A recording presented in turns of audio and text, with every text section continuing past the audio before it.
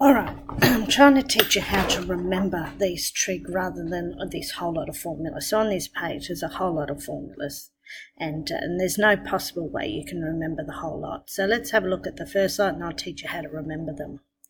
So cosec to sine, sec is 1 on cos, cot is 1 on tan, and as I've mentioned before, the third letter tells you which one it corresponds to. So that one's quite easy.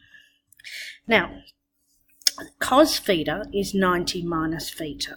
Now if I have a look at a right angle triangle, and well, let's look at the 60-30 triangle. Let's make this 60, this is 2, this is 1, this is root 3. We agree that the sine of 30, which is a half, is equal to the cos of 60. So sine 30 equals cos 60. They both equal a half. Similarly, sine 60 equals cos 30. So we call them complementary angles, angles that add up to 90 degrees, and we know that the sine of one is equal to the cos of the other, and that will always be the way. If we look at cosec and sec, well, of course, if sine and cos work, of course cosec and sec are going to be, because all it is the reciprocal of the above.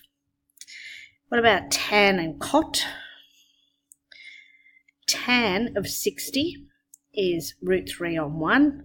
Cot of 30 is tan of 60 is root 3 on 1. Cot of 30, well, tan of 30 is 1 on root 3, so if you reciprocate that, you get the same. Okay, I've never used that rule. I've never really used this rule either, but the top rule I use often. Okay, let's look at these angle of magnitude. What it is saying is that in the second quadrant, which is 180 minus theta, remember we had theta, we had